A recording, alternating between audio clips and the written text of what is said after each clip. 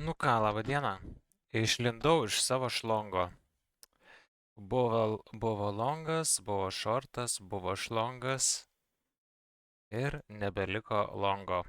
Išlipau realiai pilnai, nes jau kelis kartus testavom ir biškis spalvas vėl pakeičiau, tai tikiuosi nemutins labai jūsų. Tai turėjom vieną rejection, antrą rejection ir tada vikinam realiai. Viską susirinkom. Čia net norėjo taip labai nusikeik dabar, bet GG šitoj vietoj. Panašu, kad GG. Panašu, kad testuosim šitą zoną vėl. Tai dėl to iš longo išlipau. Šortį vis dar esu, jeigu ką, viskas liuks.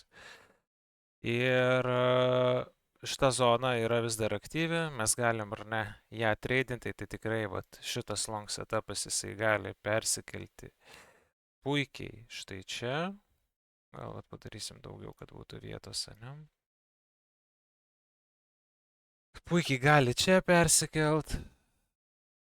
Kažkas tokio turėtų atrodyti, ar ne? Bet. Atrodo, kad užprogramuotas yra 3.5, realiai visą tą vyką, kur pasidarėm, atrodo, kad viską ir norėsim susirinkti.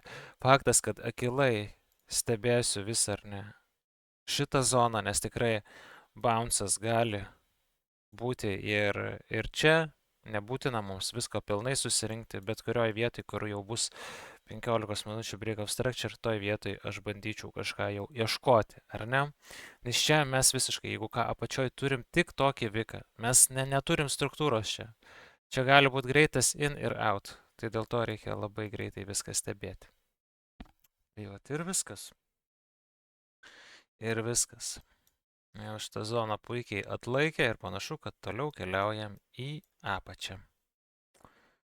Tai va, jeigu norit gauti tokius setupus, kitų analitikų setupus, copy tradingą, žodžiu, 1000 kartų jau sakiau, jeigu norit prisijungti prie mūsų privačių grupių, gauti treidus, mokymus, tai užsukite mūsų telegramą, Oskaras Trading, tai rasite daugiau info ir galite parašyti man privačiai, atrašysim jums viską, ar ne, galėsim ir prie grupės pridėti ir nemokamai, pasižiūrėsit atsiliepimus ir visą kitą, kaip kas pas mūsų vyksta.